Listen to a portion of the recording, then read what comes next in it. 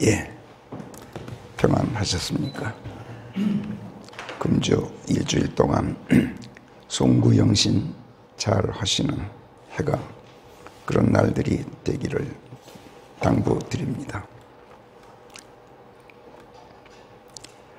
성경이 하나님의 말씀들을 일컬어서 어디서는 증거의 말씀들, 어디서는 계명들, 또 어디서는 훈계의 말씀들, 법령들, 법 또는 법도들, 그리고 그냥 말씀들, 이렇게 여러 가지 다른 말로 표현한다는 것은 우리가 이미 배웠죠. 그리고 이렇게 다른 말로 표현되는, 다양하게 표현되는 성경 말씀들을 통칭해서 하나님의 길 또는 길들 또는 법도라고도 한다고 우리가 또 배웠습니다. 또 하나님께서 이르시는 말씀들이라는 뜻으로 하나님의 이름 또는 예수 그리스도의 이름이라고도 한다는 것, 이것도 우리가 배웠습니다. 이르다라는 말은 일반적으로 타이르다, 가르치다 라는 뜻과 함께 무엇인가를 특징지어서 말하다, 특징지어서 이름을 붙이다, 그 특징을 다른 것과 구별해서 특성화하다 또는 고유화하다, 이런 뜻이기도 하고, 무엇인가를 바라는 소원을 담고 말한다, 기원을 담아 이름짓다 라는 뜻이기도 합니다. 아이가 태어날 때 부모나 할아버지 할머니가 이름을 지어줄 때는 대개 어떤 소원이나 이런 기원을 담고 이름을 짓죠. 그래서 성경에서 하나님의 이름 또는 예수 그리스도의 이름이라고 하면 성경 말씀들이 다른 여느 누구의 말이 아니라 바로 하나님의 말씀들이고 예수 그리스도의 말씀들로서 다른 여느 말들과는 엄격히 구별되는 고유한 말씀들일 뿐만 아니라 세상 사람들에게 바라시는 하나님의 뜻이 담겨있는 말씀들이고 특별히 바라시는 바를 구체적으로 명시하고 있고 그것을 상기시키면서 하나님의 바라시는 뜻을 이루기 위한 또 방책들을 가르치고 그 뜻을 따르도록 이르는 말씀들이다 라는 의미가 다 담겨 있습니다. 그래서 그냥 하나님의 말씀 이렇게 하는 것보다 하나님의 이름, 예수 그리스도의 이름 그러면은 굉장히 의미가 더 깊어집니다. 우리가 기도할 때마다 주 예수 그리스도의 이름 안에서 기도합니다 하고 말씀드리고 기도를 마무리하는 것은 예수께서 들려주시고 상기시켜 주신 말씀들을 통해서 우리가 가르침받고 타이름받아서 하나님께서 바라시고 뜻하시는 바를 알게 되었고 깊이 생각하고 또 그 뜻을 높이 받들어서 드리는 기도이니 이 모든 것을 제게 가르쳐 주신 예수 그리스도를 생각하시고 말씀이신 그분을 보셔서라도 이 기도 꼭 들어주시고 예수 그리스도를 통해서 저에게 들려주신 아버지 하나님의 말씀들을 또 생각하시고 그 말씀들을 하신 아버지 하나님 자신을 생각하셔서라도 이 기도에 꼭 응답해 주셔야겠습니다 하고 말씀드리는 겁니다. 이런 뜻을 기도할 때 사람들이 알고 기도하는지 저는 의심스러워요. 그래서 영어를 쓰는 나라에서는 주 예수 그리스도의 이름 안에서 기도합니다 라는 말을 I pray in the name of the Lord Jesus Christ.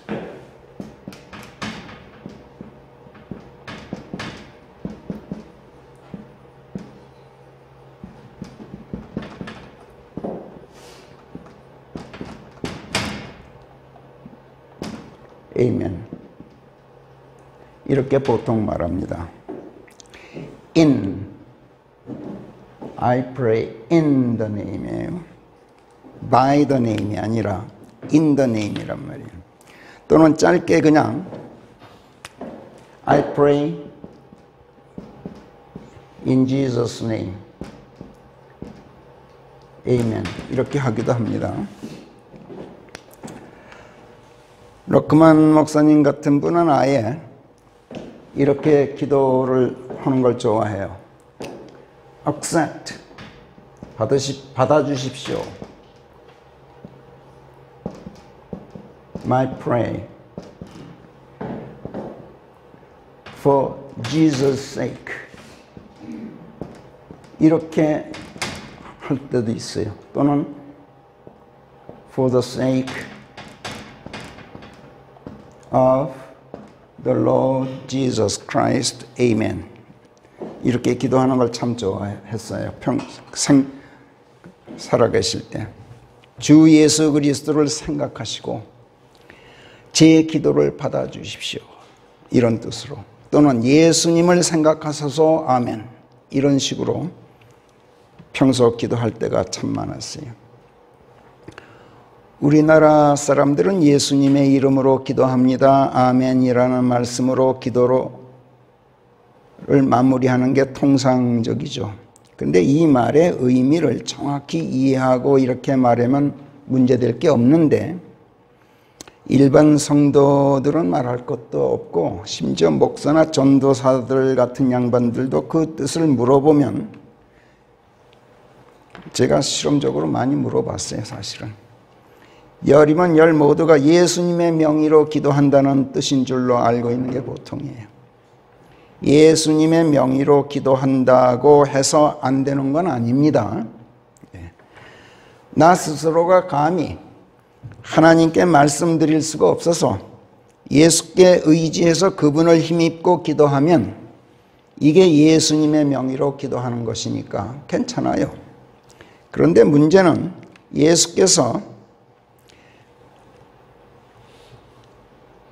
뭐라 그러시냐면 너희는 무엇이든지 예수께서 친히 가르쳐 주신 게 너희는 무엇이든지 내 이름 안에서 청할지니 이렇게 말씀하셨어요. 또는 너희가 무엇이든지 내 이름 안에서 청하면 I will do it. 내가 그것을 행하겠노라.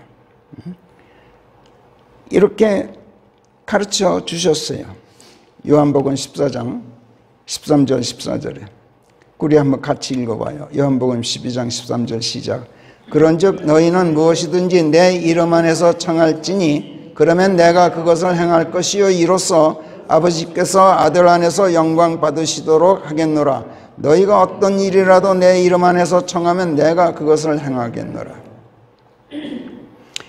분명히 여기서 예수께서 ask in my name 이라 그러셨지 ask by my name 이라 하지 않으셨어요. 어떤 사람 in my name 이라는 이 말 자체가 내 이름으로 즉 내 명의로라는 뜻 아니겠느냐라고 주장하는 사람도 있지만 성경을 주의 깊게 읽지 않고 하는 소리예요. 그거는 이 말씀 바로 앞에 12절만 보면 그걸 알 수 있어요. 우리 지금 13절 14절을 읽었는데 12절 한번 같이 읽어봐요. 시작. 진실로 진실로 내가 너희에게 말하노니 나를 믿고 내게 밀착해 있는 자는 내가 행하는 일들을 그 또한 행할 것이요 이런 일들보다 더 큰 일들을 행하게 되리라. 내가 아버지께로 가는 것은 그래서니라. 이 말씀이 아주 대단한 말씀입니다. 나를 믿고 내게 밀착해 있는 자, 즉 나를 믿고 내 안에 들어와 안겨 있는 자라는 뜻이에요. 이런 사람은 내 명의를 빌리고 자시고 할 것도 없이 그 자신이 내가 행하는 일들을 행할 것이고 내가 행하는 일들보다 더 큰 일들도 행하게 될 것이다. 그러라고 내가 너희를 떠나 내가 왔던 곳으로 다시 돌아가는 것이다. 이런 말씀이에요. 킹제임스 성경에서 내 이름으로 내 명의로 또는 내 이름을 걸고 라는 뜻으로 by my name이라는 말씀이 안 나오는 것은 아니에요. 가령 레위기 19장 12절 같은 데 보면 너희는 내 이름으로 by my name 거짓되게 맹세하지 말고 네 하나님의 이름을 욕되게 하지도 말지니 나는 주니라 이런 말씀이 있어요. 또 제 기억이 옳다면 데살로니가전서 5장 17절인가 17절일 거예요. 거기서 뭐냐면은 내가 사도 바울이 이렇게 말하고 있어요.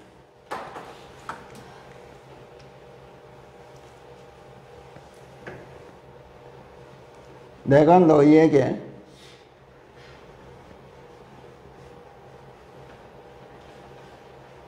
주의 이름으로 당부하노니 이런 말이 나와요. I charge you by the Lord that 여기서 이름이란 말은 없지만 사실상 by the Lord가 주의 이름이에요. 내가 주님을 대신해서 너희한테 내가 당부를 한다. 뭐뭐뭐 할 것을. 항상 기뻐하라. 쉬지 말고 기도하라 하는 말씀이 거기서 쫙 나와요. 킹제임스 성경에도 나와요. by my name. 그러나 기도만큼은 in the name of the Lord Jesus Christ예요. 예수께서 그렇게 가르쳐 주셨어요. 그리스도인은 예수 그리스도의 명의를 빌려서 그분의 이름으로 기도할 필요가 없어요. 또 그래서도 안 돼요. 명의를 빌려서 기도해서도 안 된단 말이야. 왜냐? 예수 그리스도 안에 들어가 그분께 밀착해 있는 사람은 예수께서 행하시는 일들을 스스로 할 수 있을 뿐만 아니라 심지어 그분께서 행하시는 일보다도 더 큰 일도 할 수 있다고 예수께서 분명히 말씀하셨기 때문에 그래요. 그분의 명의를 빌려 그분의 이름으로 기도한다면 이것은 그가 그분 안에 들어가 밀착해 있지 않다는 것을 스스로 시인하는 것이 되고 말아요. 그분 안에 들어가 있지 않으니 내가 그분 명의를 빌려야겠습니다. 이런 기도가 되어버린단 말이에요. 아무튼 성경에서 이름이라는 말은 단지 명칭이라는 뜻만이 아니라 성경 말씀들이 증거의 말씀들이건 계명들이건 훈계의 말씀들이건 법령들이건 법이건 또 법도들이건 또 언약의 말씀들이건 예언의 말씀들이건 성경 말씀들은 모두가 다름 아닌 하나님께서 이루시는 말씀들이다라는 걸 증거해요. 첫째는 하나님의 말씀들이고 하나님의 이름이고 예수 그리스도의 이름이고 또 성령께서 그리스도에 대하여 이루시는 말씀들이다. 이런 뜻이란 말이에요. 여러 가지 다른 말로 표현하더라도 다 같이 말씀들을 가리킨다는 점에서는 같은 말이에요.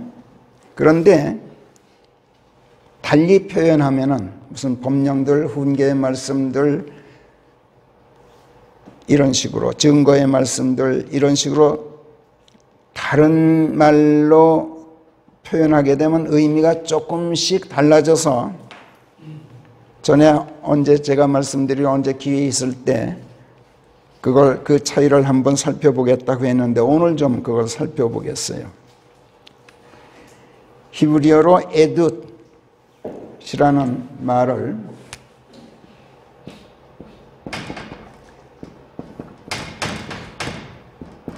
킹제임스 성경은 테스티모니라고 옮겼어요. 증거 또는 증거의 말씀들, 증거들 또는 뭐 단수, 복수 다 좋아요.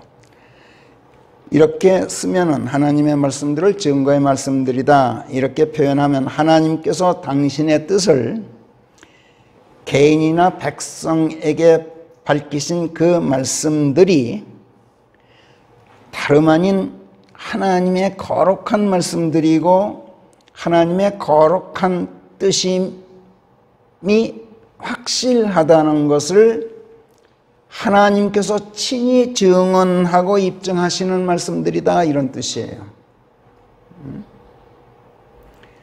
그 다음에 두 번째, 미츠바라는 단어를 히브리어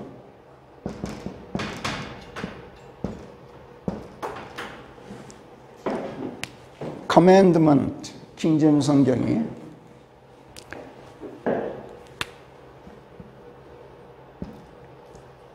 commandments라고 옮긴 계명들, 이거는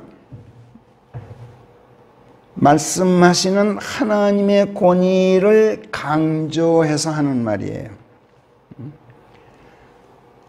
그분의 말씀들이 절대자의 존엄한 권위로 명령되고 가르쳐지는 절대 불변의 진리다라는 의미를 담고 하는 말이에요. 그러니까 같은 하나님의 말씀들하고 전혀 그 깊이가 달라지죠. 말씀의 의미가. 그 다음에 히브리어 피크드라는 말을 킹제임스 성경이 precepts라고 옮긴 단어가 있어요. 이게 훈계들, 훈계의 말씀들, 우리말로. 이거는 원래는 율법 전체를 복합적으로 통치하면서 그와 동시에 하나님께서 특정 개인을 개별적으로 지목해서 나면 나, 또는 어떤 형제님이면 형제님, 이렇게 개별적으로 특정해서 지목해서 선별적으로 가르치고 타이르시는 말씀들일 때 그렇게 훈계들을 이렇게 얘기를 해요. 그런 의미를 담고 있어요. 그 다음에 또 킹제임스 성경의 statutes라고 쓰는 말은 히브리어 코크라는 단어를 이렇게 옮긴 건데 우리가 법령들 이렇게 옮기죠. 이거는 때와 장소, 어떤 용도나 한도, 행동 규범들을 구체적으로 지정해서 명시하고 제도화함으로써 전통적 관습으로 지켜지도록 규정한 규례다, 율례다, 조례다 하는 것들, 이걸 통칭하는 말이에요. 성경 말씀들의 전통적으로 지켜지도록 제도화됐으니까 변경돼서는 안 되겠죠. 그러니까 전통적 관습으로 지켜지도록 규정한 것이어서 말씀의 영원 불변성 또는 수정 불가성, 개정해서는 안 된다 하는 수정 불가성이라는 구속력, 억제력, 이거를 나타낼 때, 그 말씀이 그런 힘을 갖고 있다는 걸 나타낼 때 특히 statutes라고 써요. 우리말로 하면 법 중에서 헌법에 해당해요. 헌법은 함부로 개정 못하잖아요. 그 다음에 유명한 히브리어 토라라는 게 있죠. 토라. 이거는 킹제임스 성경이 그냥 law라고 옮겼어요. law. 법인데 율법이라고도 하고 하나님의 말씀들을 가장 일반적으로 나타내는 말이에요. 그러면서 가르침들과 계시들을 담고 있을 때 이렇게 그냥 법 또는 율법 이런 뜻을 갖고 그와 함께 중대성, 하나님의 말씀의 중대성을 강조할 때 law라는 말을 써요. 그 다음에 히브리어 미시파트라는 게 있는데 이것이 이제 킹제임스 성경에 쓰고 있는 judgment라는 단어예요. 이 단어는 여러 가지로 쓰이죠. 원래는 심판이에요. 심판, 판단. 그런가 하면 법도들. 그런가 하면 공명정대한 하나님의 길, 법도, 이런 뜻을 담고 있는 단어예요. 인간사 전반에 걸쳐서 가장 현명한 삶의 길, 그와 동시에 가장 올바르고 가장 선하고 공명정대하고 정의로워서 하나님의 뜻에 합당한 행위들이 무엇인가를 판단하고 결정하는 데 있어서 성경 말씀들이 규범적 표준이 된다는 뜻을 담고 말씀할 때 judgment, 법도들이라는 말로 성경 말씀들을 표현해요. 또 그 말씀들이 지시하고 인도하는 궁극적인 목표인 하나님의 세계, 하늘이라고 우리가 보통 부르는 그 하늘을 종착지로 삼고 거기에 도달하기 위해서 반드시 밟고 지나가야 하는 길을 밝혀주는 것이 곧 하나님의 말씀들이다 라는 뜻을 담고 있어요. 그러니까 하나님의 말씀들을 밟고 지나가지 않고는 결단코 하나님의 세계에 이르지 못한다, 이런 뜻을 담고 있단 말이에요. 그 다음에 마지막으로 하나님의 말씀들을 통틀어 그냥 그대로 하나님의 말씀 또는 말씀들로 바꾸어 표현하고 있는 경우가 있는데, 히브리어로 다바르라는 단어가 있는데,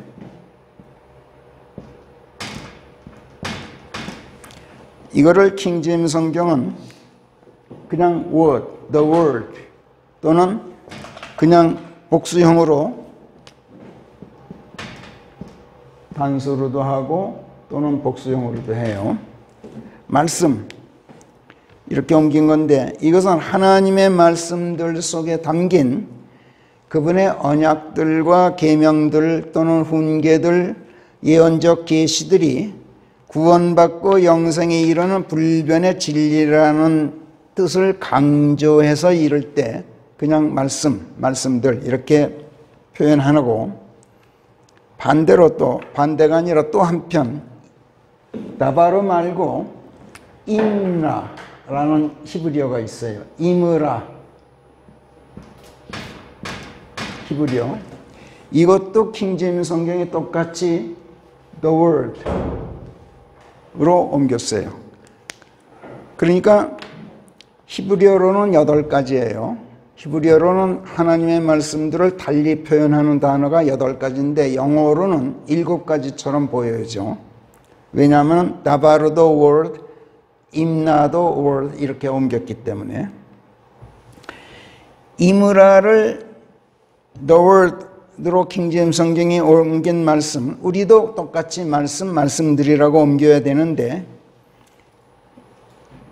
구원받고 영생에 이를 뿐만 아니라 더 나아가서 부활과 휴거를 통한 구원의 완성에 이르러서 소망을 달성하게 되는 진리의 길을 밝히는 말씀이다라는 의미를 담고 있을 때 임라를 뜻해요. 그러니까 하나님의 말씀 그러면 앞에 다바르를 옮긴 거나 뒤에서 임라를 옮긴 거나 다 같이 복합적으로 우리가 생각해서 이해해야만 된다는 얘기죠.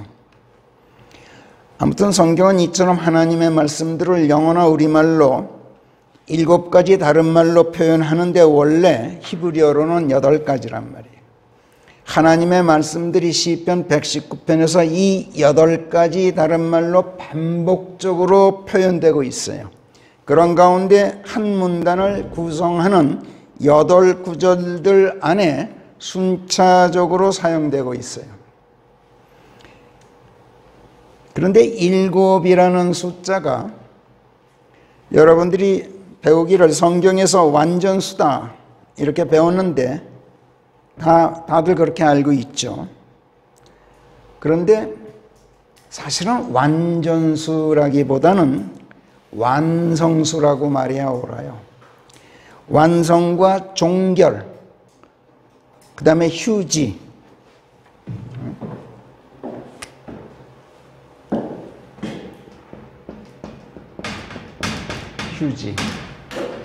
정지한단 말이에요. 완성과 종결을 의미하는 수예요. 7이라는 수는. 그와 동시에 휴지와 안식, 이걸 나타내는 수예요. 7은. 그러니까 완전수라는 말이 왜 나왔는지는 모르겠는데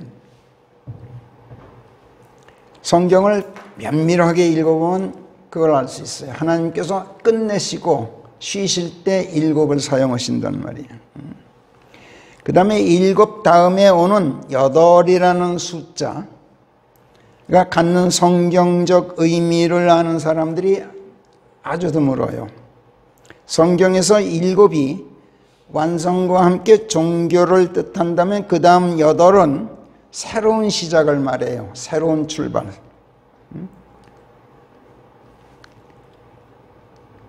창세기 2장 1절 2절에서 하늘들과 땅 그리고 하늘과 땅의 모든 무리가 이같이 하여 다 이루어졌더라. 완성됐죠. 그렇죠? 하나님께서 당신께서 만드시던 당신의 일을 7째 날에 끝내신 것이라. 종교를 의미한단 말이에요. 7이 종결이에요. 그리고 그분께서 7째 날에 당신께서 만드시던 당신의 모든 일을 마치고 안식하셨더라. 보세요. 완성과 종결과 휴지와 안식을 나타낸다는 게 분명해지죠. 7이라는 숫자에 일을 끝내는 종결의 의미가 담겨 있다는 것을 벌써 창세기 2장 1절에서부터 천명하고 있단 말이에요. 이것을 아는 것이 대단히 중요한 이유는 그래야만 7 다음에 나오는 8이라는 숫자가 종결 다음에 오는 새로운 시작, 새로 내딛는 발걸음, 새 출발을 나타내는 숫자라는 것을 깨달을 수 있기 때문에 그래요. 하나님께서 하시던 일을 7째 날에 모두 끝내셨다는 것은 8째 날에 새로운 일을 또 시작하시리라는 것을 예고하고 있는 말씀이에요. 창조를 마치셨으면 하나님께서 어떻게 하셔요? 이제 경영하셔야 되죠. 만들어 놓은 것들을 운영하셔야 돼요. 하나님의 경륜이 시작돼요. 일을 새로 이제 시작하시는 거란 말이에요. 십자가에 달려 죽으신 예수 그리스도께서는 그 주의 8째 날에 부활하셨죠. 부활과 함께 새로운 일을 시작하실 것을 암묵적으로 예고하셨던 거예요. 그래서 구약 시대에는 7째 날을 거룩한 안식일로 지키도록 계명으로 명령되어 있었지만 새로운 이 신약 시대에는 그 주의 8째 날, 즉 새로운 주의 첫째 날인 일요일을 주일로 지키고 안식하면서 그 안식 속에서 세상 모든 일을 그치고 새로운 일을 시작하도록 하나님께서 정해주신 거예요. 8째 날은 8째 날이면서 새로운 첫째 날이란 말이에요. 새 출발을 하는. 이걸 알고 안식일은 율법주의자들이나 지키는 것이다. 이거 성경 모르고 하는 소리예요.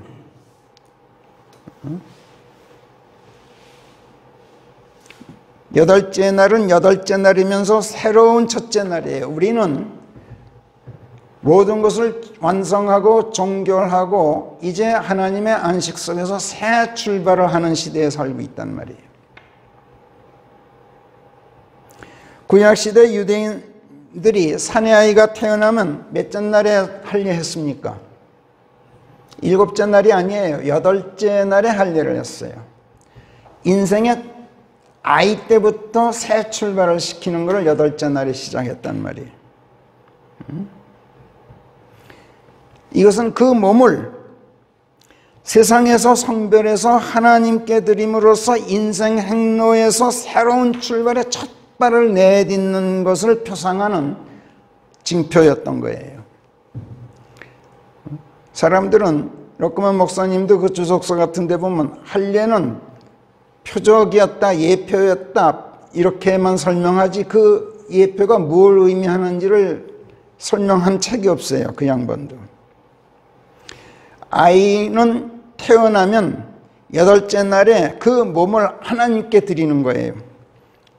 세상으로부터 성별한단 말이야. 그래서 인생 행로를 아이 때부터 인생 행로의 첫 출발을 내딛는 것을 표상하도록 육신의 포피를 잘라내는 할례를 행하게 하셨단 말이에요. 신약시대인 지금 우리가 8째 날을 주일로 지키는 것은 육신의 할례가 아니라 이제 영적 할례로 우리 몸을 세상에서 성별해서 하나님께 거룩한 산제물로 드림으로써 하나님의 안식 속에서 이제는 새 인생의 첫 발을 내딛고 새롭게 출발하는 것을 표상하는 거예요. 이로써 율법을 지키는 거예요. 우리가 영적으로 문자적인 율법이 아니라. 이런 점에서 시편 119편이 8구절을 묶어서 한 단락을 구성하고 있다든지 그 단락 안에서 하나님의 말씀들을 8가지 다른 말로 바꾸어 표현하고 있다는 것, 이거는 우연이 아니란 걸 여러분들이 이제 이해하실 거예요. 이거는 이제부터는 하나님의 말씀들을 새롭게 지켜 행하는 새로운 출발, 새로운 시작으로 새로운 발걸음을 내디딜 것을 다짐하고 있다는 것을 우리가 이 성령께서 시편 119편을 쓰실 때 그 의도를 담고 있다는 것을 우리가 금방 파악하게 돼요. 이런 점에서 시편 119편이 8구절을 한 문단으로 하고 있다, 하나님의 말씀들을 8가지 다른 단어들로 표현하고 있다는 건 대단히 의미심장해요.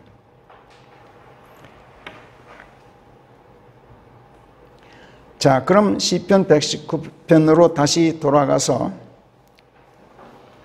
오늘 제가 이 설교를 하는 이유는 2019년은 이제 마치자. 완성의 해, 종결의 해, 휴지의 해. 2020년은 이제는 8번째 날. 우리 새로운 출발의 해. 새 출발을, 새 출발의 첫걸음을 내딛는 의미 있는 그런 해가 되기를 기원하는 뜻에서 오늘 이 설교를 제가 준비했어요. 자, 시편 119편으로 돌아가서 시간이 허락하는 대로 오늘 한 말씀 한 말씀에 대한 성령의 조명을 받아보겠는데, 사실 오늘 129절 이 한 구절밖에는 설교를 못할 거예요, 시간이. 주의 증거의 말씀들이 경이로워서 제 혼이 감복하여 그 말씀들을 지킵니다. 자, 하나님의 말씀들에 우리의 혼이 왜 감복합니까? 감복한다는 것은 깊이 감동해서 복종한다는 뜻이에요. 우리의 혼이 하나님의 말씀들에 어째서 깊이 감동하게 됩니까? 경이로워서 그렇다고 여기서 말씀하고 있어요. 하나님의 증거의 말씀들이 경이로워서. 하나님의 말씀들이 어째서 경이롭습니까?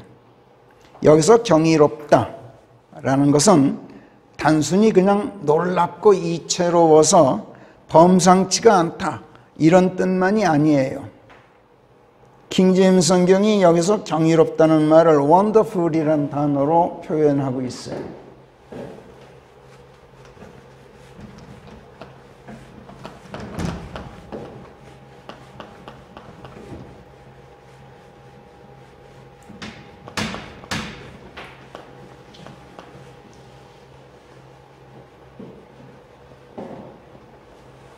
wonderful. 여러분들 굉장히 평소에 많이 쓰는 단어죠.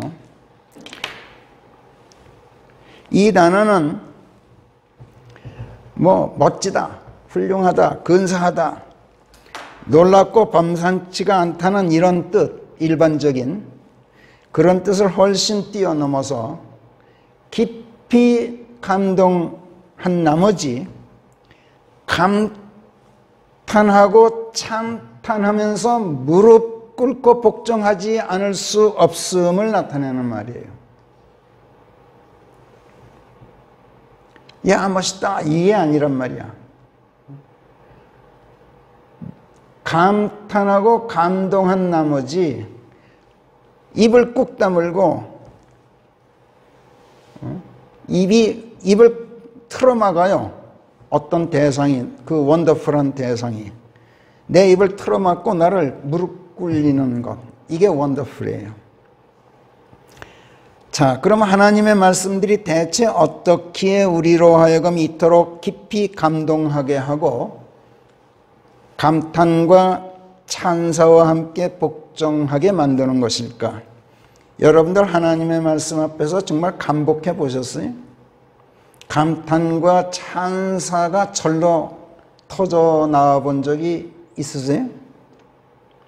감복한 적이 있느냐 말이에요.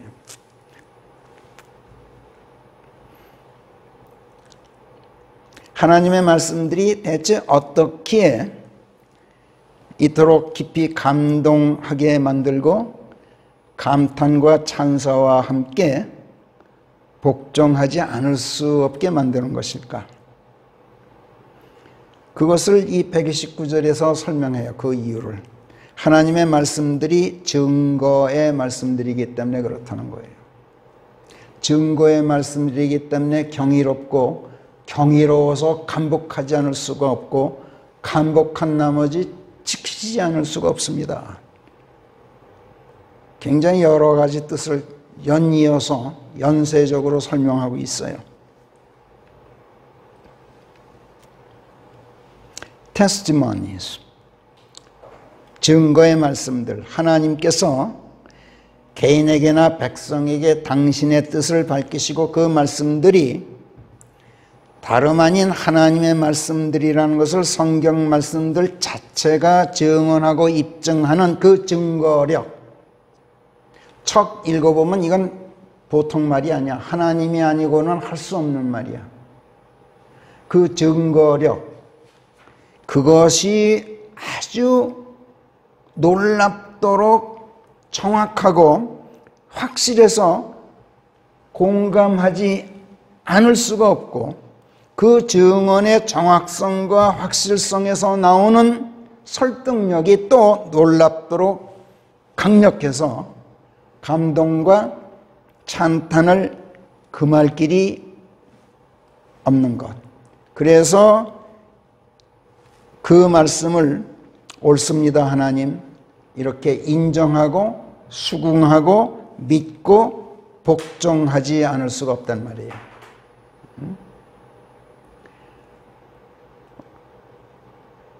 마태복음에서 과부가 예수님께 거의 모욕적인 말씀을 들으셨죠.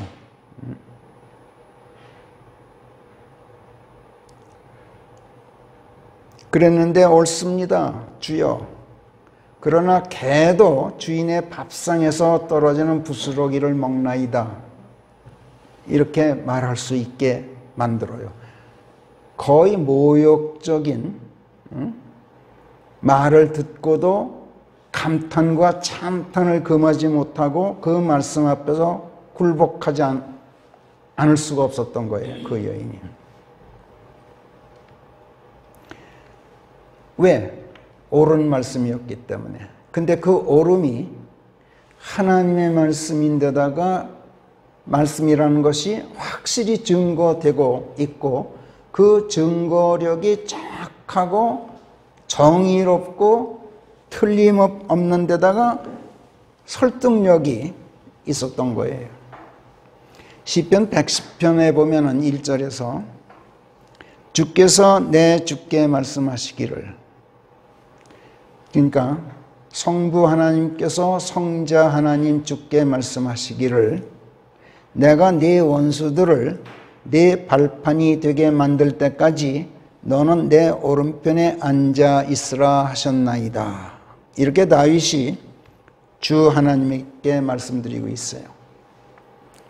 여기서 앞에 주는 성부 하나님이고 뒤에 주는, 내 주는 성자 하나님 예수 그리스도를 일컫고 있는 것인데, 장차 1000년 뒤에나 오시게 될 하나님의 아들 예수 그리스도를 다윗이 영안에서 미래상 중에 보고 그분을 내 주라고 부르고 있어요. 그리고 그가 이같이 영안에서 멀리 내다보았던 그대로 그분께서 과연 오셨는데, 그 그리스도께서 마태복음 22장 42절에서 바리새인들에게 물으셔요. 너희는 그리스도에 대하여 어찌 생각하느냐? 그가 누구의 아들이냐? 이렇게 물으셔요. 그러자 바리새인들이 뭐라고 대답했습니까? 다윗의 아들이요. 이렇게 대답했어요. 그러자 예수께서 그에게 또 물으셨어요. 그들에게. 그렇다면 어떻게 다윗이 영안에서 그를 주라고 일컬으며 말하기를, 주께서 내 주께 말씀하시기를 내가 네 원수들을 네 발판이 되게 할 때까지 너는 내 오른편에 앉아 있으라 하셨도다 라고 하느냐? 다윗이 그를 주라고 부른다면 그가 어떻게 다윗의 아들일 수 있겠느냐? 이렇게 물으셨어요.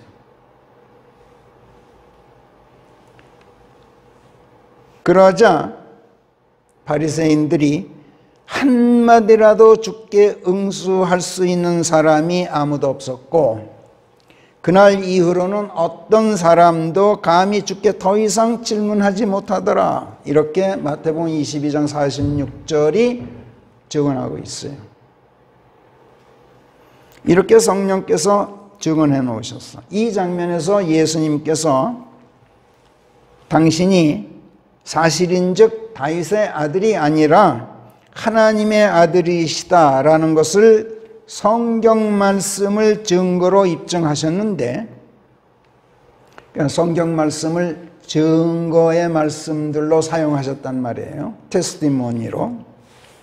이때 예수께서 움직일 수 없는 그 확고한 증거로 채택하신 말씀이 시편 110편 1절이었던 거예요.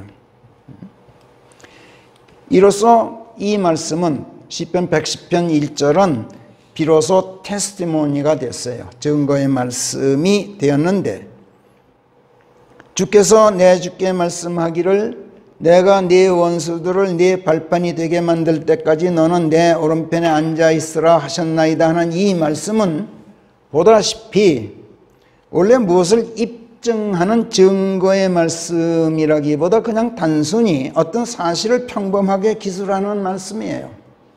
원래는. 그럼에도 불구하고 예수께서 증거로 채택하셨기 때문에 비로소 이 말씀은 증거의 말씀들이 되었단 말이에요. 성경의 저자이신 성령께서는 마태복음을 여시면서 1장 1절에서 뭐라 그래요? 서문격인 그 1장 1절에서 마태복음이라는 이 복음서는 주 예수 그리스도의 세대에 관한 책이라고 소개를 하셔요. 기억하시죠? 예수 그리스도께서는, 그리고 이제 설명을 하는데 예수 그리스도는 그럼 누구냐? 아브라함의 아들이시오 다윗의 아들이라고 소개를 해요. 예수님을 소개하기를. 그러니까 마태복음 22장에서 예수님께서 바리새인들에게 너희는 어찌 생각하느냐?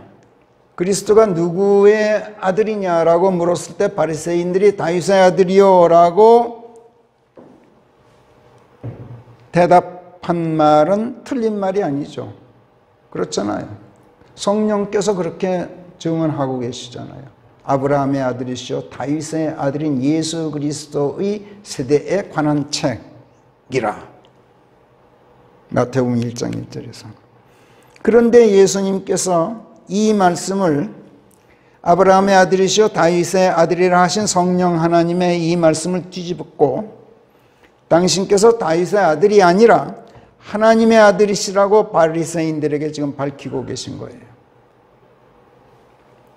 그러니 다른 사람들도 아닌 바리새인들 같이 목이 곧고 완악하기로 이름난 그 사람들, 그런데다가 평소 예수님께 극렬하게 적대적이었던 그 종교인들의 반발과 비난이 얼마나 극렬하고 완강했겠어요. 그렇잖아요. 예수께서 이것을 예상 못하셨을 리가 없죠. 그러므로 여하한 반론도 제기하지 못하고 그 어떤 반발도 하지 못하도록 그들의 입을 틀어막으려면 누구도 부인할 수 없고 누구도 조금도 의심할 수 없는 아주 강력한 증거가 있어야 돼요. 그런데 예수께서 채택하신 그 강력한 증거가 바로 성경 말씀이었어요. 시편 110편 1절. 그리고 이 증거 앞에서 바리새인들은 한마디 대꾸도 하지 못한 채 입을 꾹 다물고 말았을 뿐만 아니라 그 이후로는 예수님께 질문조차 감히 하지 못했다는 것이 마태복음 22장 46절의 증언이에요. 마태복음 1장 1절에서 예수께서 예수 그리스도를 일컬어 다윗의 아들이시라고 소개하셨던 것은 성령 하나님 나름대로 깊은 생각이 있었기 때문에 그랬어요. 세상 사람들, 그 가운데서도 특히 유대인들은 매우 육신적이어서 그리스도께서 육신적 혈통으로 따져볼 때 다윗의 후손이라고 해야만 그들에게 설득력을 가질 수가 있었고, 그래야 그들이 흡족해서 이 말씀을 수긍하고 환영하리라는 것을 성령께서 생각하고 그렇게 말씀하셨던 거예요. 사실 육신적 혈통으로 볼 때 예수께서 아브라함을 시조로 한 히브리 민족 중에서 그 혈통에서 나셨죠. 그들이 숭상에 맞지 않는 다윗의 후손으로 태어나신 게 사실이에요. 그렇죠? 아브라함은 이삭을 낳았고 이삭은 야곱을 낳았으며 야곱은 유다와 그의 형제들을 낳았더라. 마태복음 1장 2절이에요. 히브리 민족의 계보를 이렇게 주로 역대 족장들과 군왕들 중심으로 기술하기 시작해요. 성령께서. 그리고 6절에 이르러서 이새가 다윗 왕을 낳았고 다윗 왕이 우리아의 아내였던 여인에게서 솔로몬을 낳았더라. 이렇게 중간 보고를 하죠. 6절에서.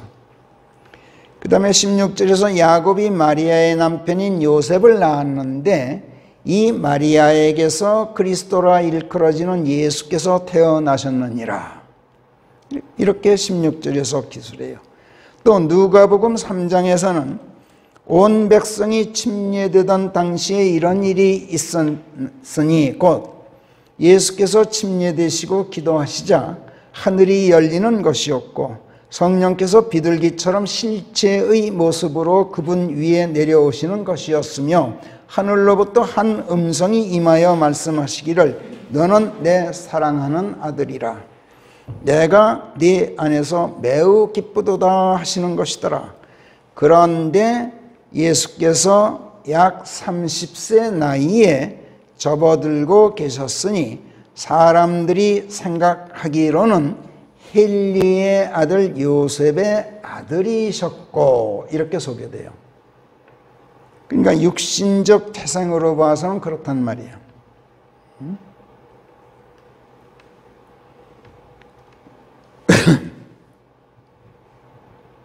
예수님께서는 그래서 히브리 민족 중에 유다 지파로서 다윗의 후손이셨어요.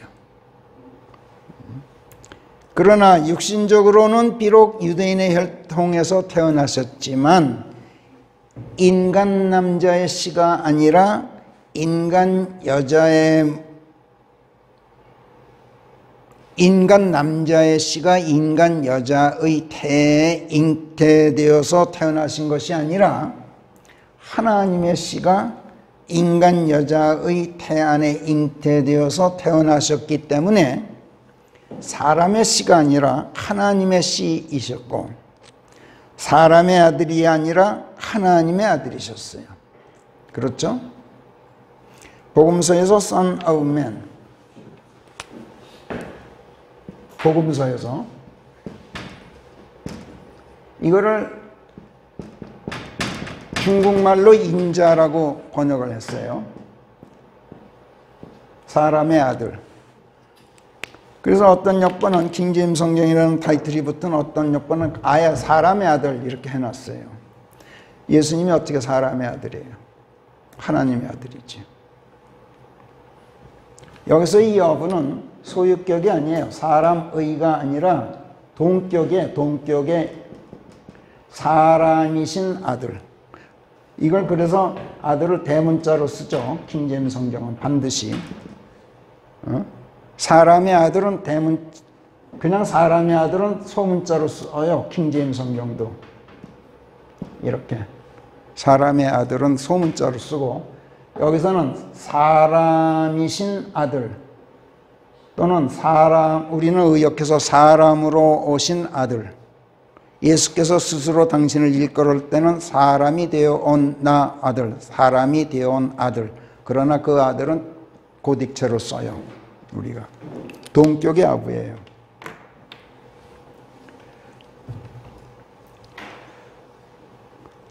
사람이자 또 아들이자 또 사람이신 분, 또는 사람이자 또 아들이신 분, 동격이란 말이에요. 우리가 무엇을 근거로 이렇게 봅니까? 그야 물론 성경을 근거로 그렇게 봐요. 성경은 예수님의 진짜 정체성을 그 어디서도 사람의 아들이라고 말씀하지 않아요. 성경은 그분께서 비록 사람의 육신을 입고 사람이 되어 오셨지만 사실은 그분께서 하나님의 아들이시라고 도처에서 강력하게 증언해요. 여러분이 잘 알잖아요, 그거는. 더 나아가 성령께서는 요한일서 4장 15절 같은 데서 누구든지 예수께서 하나님의 아들이심을 고백하게 되면 그래야만 하나님께서 그의 안에 사시고 그가 또 하나님 안에 사는 것이다 라고 말씀하실 정도예요. 그러니까 예수님을 사람의 아들 이렇게 하면 고백하게 되면 절대로 하나님께서 내 안에 들어가 사시지 않고 내가 하나님 안에 들어가 사는 게 아니다. 이런 말씀이란 말이야. 그리고 요한일서 5장 5절에서 예수께서 하나님의 아들이심을 믿는 자 말고 누가 세상을 이기는 자냐 이렇게 묻고 계셔요. 성령께서. 예수께서 하나님의 아들이심을 믿지 않으면 너희는 이 세상에 굴복하고 사는 죄의 종이고 세상의 종이고 사탄의 종이야. 지금 그런 말씀이란 말이야. 아무리 예수께서 육신으로는 아브라함의 아들이시고 다윗의 아들로 오셨다 할지라도 또 이렇게 말해야만 유대인들이 흡족해하고 환영할지라도 그분을 이렇게만 보는 것은 그분의 실체가 하나님이시라는 하나님이시라는 그 중대한 사실, 이걸 놓치게 되죠. 그리고 그 결과 어떻게 돼요? 하나님께서 그의 안에 사시고 그가 또 하나님 안에 사는 그 은혜에서 떨어져 나가게 되죠. 구원의 은혜를 놓치게 된단 말이에요. 예수님께서 마태복음 22장에서 바리새인들에게 이것을 수종해 주신 이유가 그래서 그래요. 나는 다윗의 아들이 아니다 라고 말씀은 안 하셨어요. 혈통으로는 다윗의 아들 옳다 맞다. 그러나 나는 하나님의 아들이다. 이거를 설득하기 위해서 시편 110편 1절 말씀을 강력한 증거로 내세워서 설명을 해 주셨어요. 그런데 율법에 따르면은, 그러니까 하나님의 말씀을 증거로 내세웠다는 것은 말씀하신 하나님을 증인으로 내세운 거죠. 그렇죠? 근데 율법에 따르면은 어떤 사실의 진실성을 입증하는 데에는 증인이 적어도 2사람 이상이 있어야 되잖아요. 증인 하나 가지고는 안 되죠. 하나님 한 분 가지고는 안 된단 말이에요. 그래서 성경은 예수님의 하나님의 아들이심을 증언하는 증인이, 그래서 하늘에 3분 계시고 땅에도 3분이 있다라고 소개하죠. 요한일서 5장에서. 요한일서 5장으로 가서 6절부터 12절까지 좀 길지만 우리 한번 같이 읽어봐요. 대단히 중요한 내용이에요. 요한일서 5장 6절부터 시작. 이분께서는 물과 피를 타고 오신 분이니 곧 예수 그리스도이신즉 단지 물만이 아니라 물과 피를 타고 오신 분이니라. 그래서 증언하시는 분이 성령이신 것인즉 이는 성령께서 진리이시기 때문이라. 사실은 증언하시는 3분이 하늘에 계시나니 아버지와 말씀과 성령이시니라. 그런데 이들 3분은 하나시니라. 증언하시는 3분이 땅에 또 계시나니 성령과 물과 피시니라. 그런데 이들 3분은 하나 안에서 합일하시느니라. 우리가 사람들의 증언을 받아들일진대 하나님의 증언은 더 크나니 이는 이것이 그분께서 당신의 아들을 증언해 놓으신 하나님의 증언이기 때문이니라. 하나님의 아들을 믿고 그분에게 밀착해 있는 자는 자신 속에 그 증언을 지니고 있는 것이고, 하나님을 믿지 않는 자는 하나님께서 당신의 아들에 관하여 주신 증거를 믿지 않는 것이므로 그분을 거짓말쟁이로 만들어 놓고 있는 것이라. 예수 그리스도께서는 이 땅에 오실 때 물과 피를 타고 오셨다, 이렇게 말씀해요. 그분께서 이처럼 물과 피를 타고 오셨다는 사실을 부각시키기 위해서 바로 이어 단지 물만이 아니라 물과 피를 타고 오셨다, 이렇게 강조해서 말씀해요. 재차 강조해서. 요한일서 5장의 이 대목은 성경 말씀들 가운데에서 명쾌하게 이해하기가 가장 어려운 말씀들 중 한 부분이에요. 손꼽히는 부분이에요. 피터 로크만이나 제임스 낙스나 톰슨 같은 유명한 주석자들을 위시해서 이름 높은 여러 주석자들의 주석서들을 충분히 다 조사해 봤는데 이 사람은 이렇게 저 사람은 저렇게 해설하고 설명해요. 하지만 충분히 공감할 만한, 받아들일 만한 명쾌한 주석은 제가 아직 찾아내지는 못했어요. 우리가 지금까지 받은 성령의 조명은 이래요. 성경에서 물과 피가 뭐예요? 하나님의 말씀들을 말해요. 이건 벌써 아주 오래전부터 제가 성령의 조명을 받고 설교한 바 있어요. 하나님의 말씀들이 죄를 고백하게 하고 죄의 더러움을 씻어내고 정결하게 하는 성결화 기능을 가지고 있을 때 이걸 설명할 때는 물이라고 말해요. 목욕물. 회개의 물침례는 성경 말씀의 이런 정결화, 성결화의 기능을 표상하는 하나의 예표로 행하는 종교의식이에요. 물침례는. 그런데 하나님의 말씀들은 이런 기능만 하고 끝나는 게 아니잖아요. 죄만 씻고 마는 게 아니잖아요. 하나님의 말씀들은 죄를 지적하고 죄인이라는 사실을 상기시켜주고 그것을 고백토록 해서 회개까지 시키죠. 그로써 죄들을 사하는 것으로 끝나는 게 아니라 여기서 훨씬 더 나아가죠. 예수 그리스도의 죽으심 안으로 침례를 시켜요. 그분과 함께 십자가에 달려 피 흘려 죽고 그분과 함께 장사까지 지내지게 한단 말이야. 죄의 몸을 멸하게까지 한단 말이에요. 성경 말씀들이. 육신을 멸하고 육신적 자아를 피 흘려 죽게 만들어요. 그래서 성경 말씀들은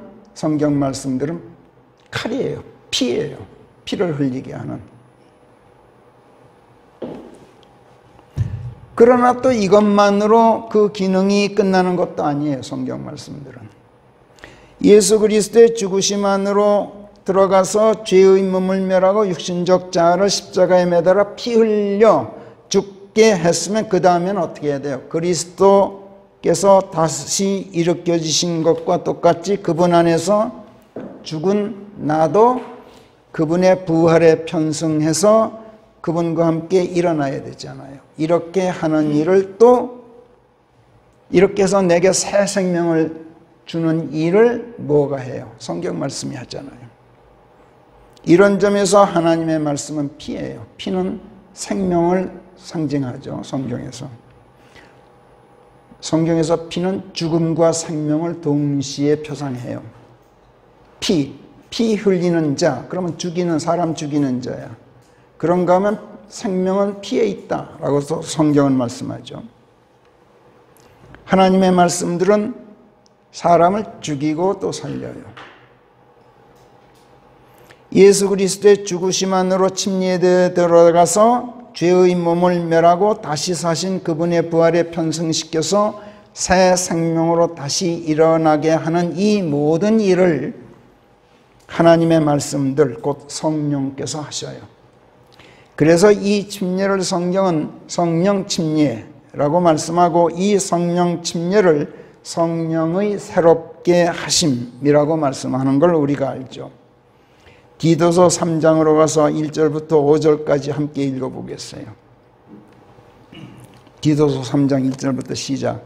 사람들로 주권자들과 권력자들에게 복종하고 집행자들에게 순종하며 선한 일이라면 무슨 일에라도 선뜻 나설 생각을 갖게 하고 사람을 비방하고 고함치며 격돌하는 자가 아니라 너그러운 자가 되어서 모든 사람들에게 가능한 모든 온유함을 보이려는 생각을 갖게 하라. 우리 자신도 한때는 어리석고 순종적이지 않고 미혹되어 온갖 정욕들과 쾌락들을 섬겼으며 악의와 시기심을 품고 증오심에 불타 서로 미워하며 살았음이라.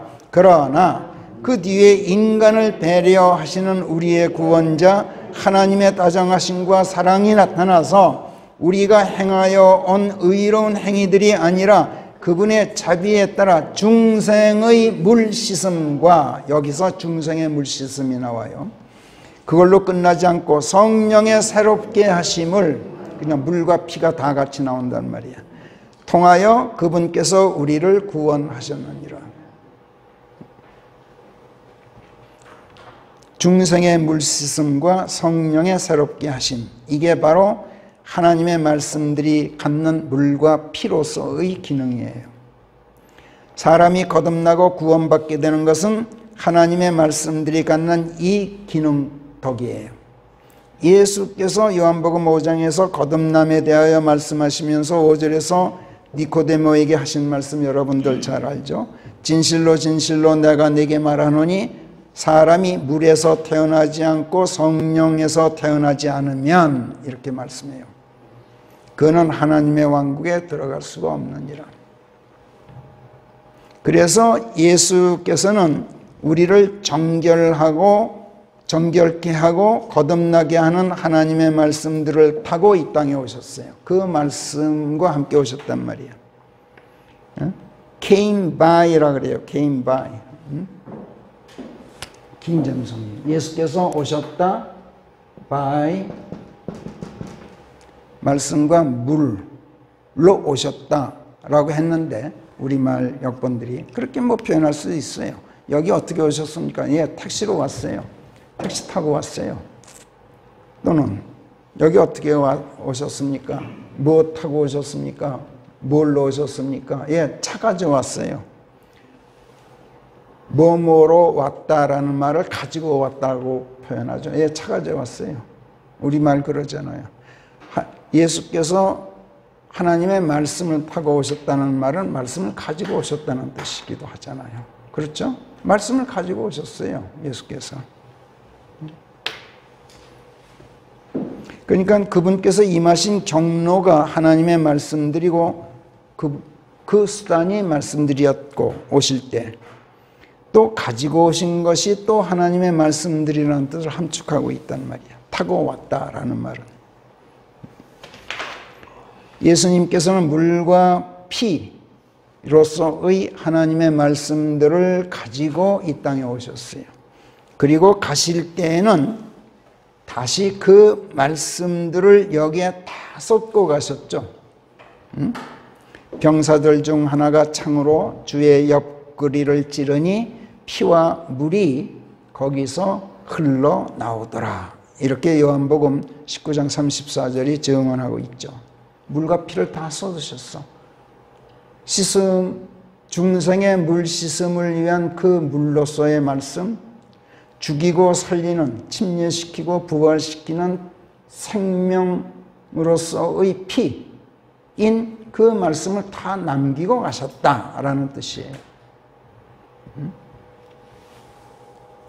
자, 하나님 아들 예수 그리스도께서 이 땅에 오셨을 때 물과 피를 타고 오셨고 물과 피를 가지고 오셨으며 물과 피를 땅에 다 쏟고 가셨으니 그분께서 하나님의 아들이심을 증언하는 가장 신뢰할 수 있는 증인들이 이제 어떻게 돼요?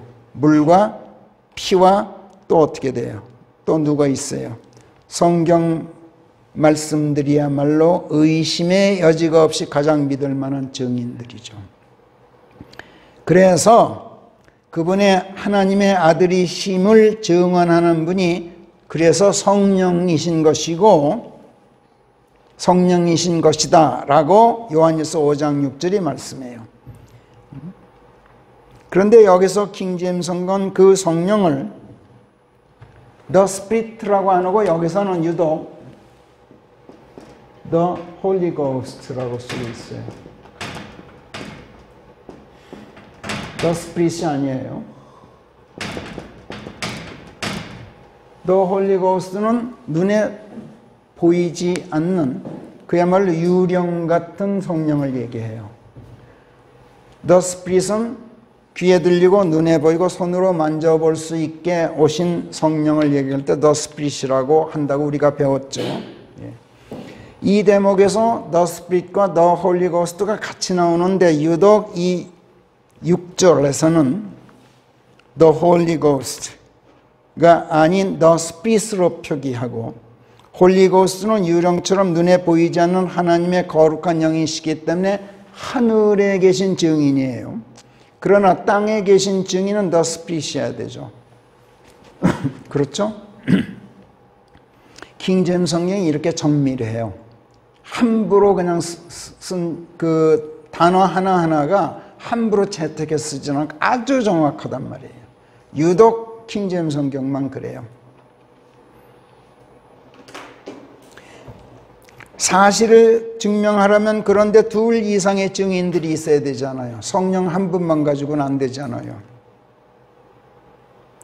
그러나 용케도 그 한 분이 아니시란 말이야. 왜냐? 하나님께서는 오직 한 분이시면서 또 삼위일체이시기 때문에.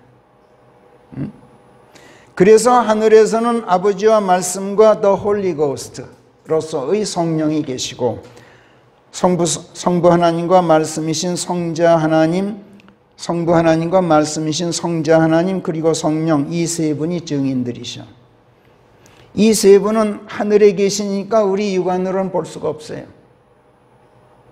그래서 킹제임 성경은 여기서 말씀을 로고스로 쓰고 있고 로고스로서의 말씀이라고 쓰고 있어요. 대문자로 표기하고 있어요. 로고스는 눈에 안 보이잖아요. 생각, 뜻으로서의 말씀이기 때문에. 성령도 눈에 보이지 않으시는 The Holy Ghost로 표기하고 있단 말이에요. 그런데 이 세 분이 땅에서는 눈에 보이는 물로서의 말씀들과 눈에 보이는 피로서의 말씀들 그리고 눈에 보이는 말씀으로서의 성령 The Spirit로 증인들로 나타나 계셔. 그런데 이 세 분은 하나 안에서 합일하시는 삼위일체 하나님이셔. 우리가 땅에서 두세 사람들의 증언도 받아들일진데 하나 안에서 합일되시는 세 분 하나님의 증언을 어찌 받아들이지 않을 수 있겠어요? 예수 그리스도를 믿고 그분 안에 안겨서 그분께 밀착해서 그분과 한 몸 되어 있는 우리는 삼위일체 하나님을 소유하고 있고 그분의 말씀들을 지니고 있는 사람들이에요. 그래서 우리는 하나님의 증언을 지니고 있어요. 증언의 말씀들, 증거의 말씀들을 지니고 있단 말이야. 그런데 그 하나님의 말씀들은 한결같이 그 모든 말씀들이 예수 그리스도께서 하나님의 아들이시라고 증언하고 있어요. 절대로 무오하고 결코 의심할 수 없이 확실한 증거의 말씀들이 우리 안에 있단 말이에요. 예수께서도 절대로 무오하고 결코 의심할 수 없이 확실한 증거의 말씀들을 증거로 내세워서 당신께서 하나님의 아들이시라는 것을 증명하셨 것을 아까 마태복음 22장에서 보았어요. 이처럼 결코 부인할 수 없는 확실한 성경 말씀들을 증거로 그 진실성을 입증하게 되면 아무리 적대적인 자들도 아무리 목이 곧고 완악한 자들도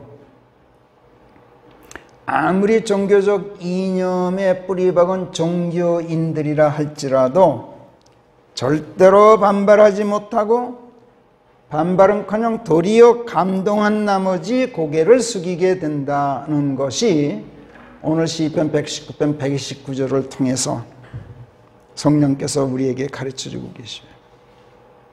그것도 그냥 할 말을 잃고 고개를 그냥 푹 숙이게 되는 게 아니라 감복하게 된다고 말씀하고 있어요. 감동한 나머지 복종하게 된단 말이에요.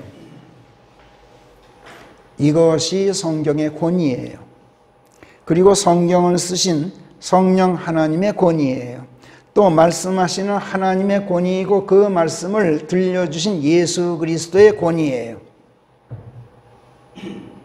이 권위는 인간의 머리로 생각하고 상상하고 고안해낸 그 어떤 논설, 그 어떤 논리, 그 어떤 사상이나 이념이나 신념을 압도하는 하나님의 절대적 진리에서 나와요. 이 권위는 세상의 그 어떤 윤리규범이나 도덕적 기준이나 전통적 가치나 공동선을 훨씬 능가하는 하나님의 무한한 선하심에서 나오는 권위예요.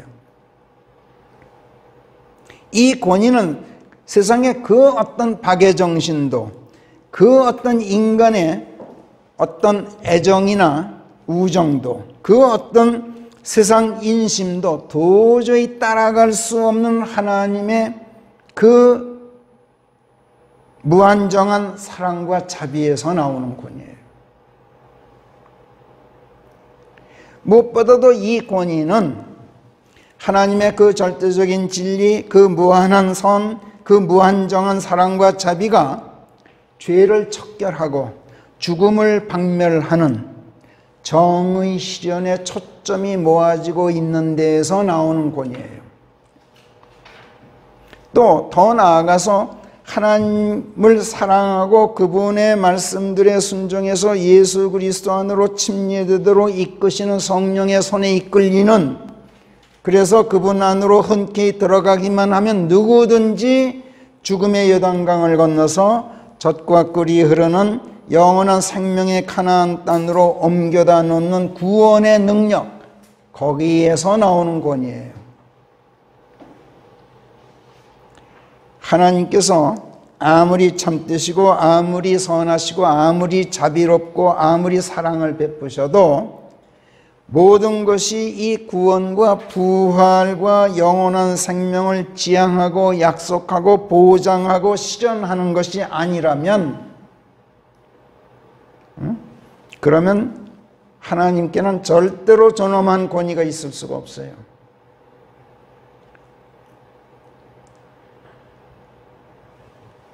아무리 그분께서 선하시고 참되시고 자비롭고 사랑이시고 해도 구원과 부활과 영원한 생명에 이르도록 하는 그것을, 그 목표를 지향하고 그걸 약속하고 그것을 보장하고 또 그것을 실현하는 것이 아니면 그분의 말씀이, 그분은 우리 집 뒷광 귀신이나 똑같아요. 하나님께서는 이 존엄한 권위로 법을 세우시고 법령들을 정하시고 계명들로 명령하시고 훈계들로 가르치시고 목적하시는 종착지에 도달하는 길을 법도로 제시하시고, 그리고 그 길 안에서 행하는 순종과 거부하는 불순종을 또 그 법도들로 공명정대하게 심판하셔요. 그리고 그 길에서 행할 수 있도록 말씀들로 빛을 비추시고, 그리고 그 말씀들이 다름 아닌 위대하신 창조자 하나님의 말씀들이라는 것, 전능하신 경륜자 하나님의 말씀들이라는 것, 자비로우신 보호자 하나님, 지엄하신 심판자 하나님, 신실하신 권능자 하나님의 말씀들이라는 것을 그 말씀들 자체로 정확하게 증거하고 있어요. 그 증거들을 가지고 증언하는 책이 성경이에요. 그래서 성경의 권위는 모든 것이 바로 이런 점에서 나오는 권위예요. 그렇기 때문에 성경의 권위는 절대로 거부할 수가 없는 권위이고, 절대로 감복하고 승복할 수밖에 없는 권위이고, 감복하고 승복해야만, 그래야만 참되고 선하고 지혜롭고 승리할 수 있게 되는 그런 권위예요. 연애책이 아니란 말이야, 성경은.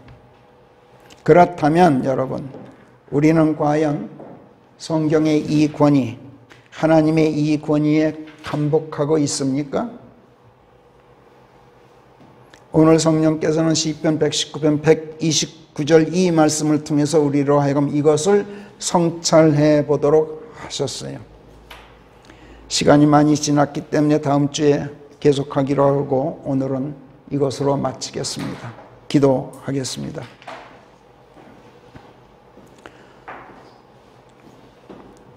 증거의 말씀들이 경이로워서 너의 혼이 감복하고 있느냐 물으시는 하나님, 예, 하나님, 성경을 읽고 들을 때마다 그 말씀들을 저희가 묵상하고 반추할 때마다 저희들은 전능하신 아버지 하나님의 참되심과 선하심과 자비로우심과 또 신실하심, 그리고 그 지엄하심과 공명정대하심에 감동하고 감격하고 또 감사하고 있습니다.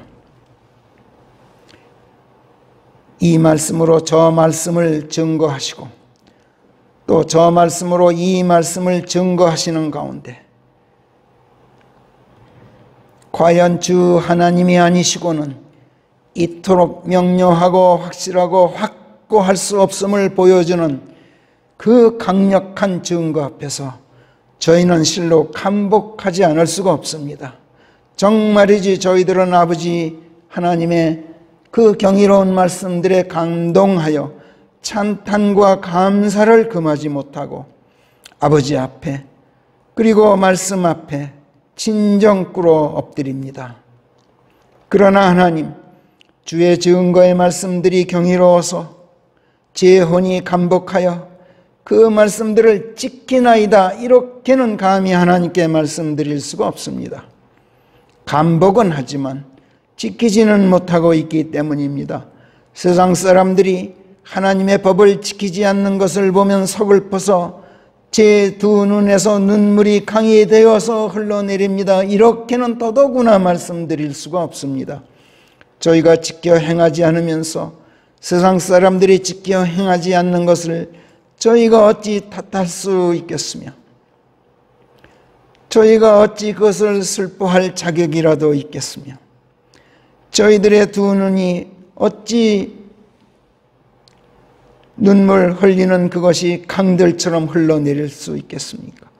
하나님, 저희들은 그것을 슬퍼할 자격도 없고 저희들의 두 눈은 눈물 흘릴 자격도 없습니다.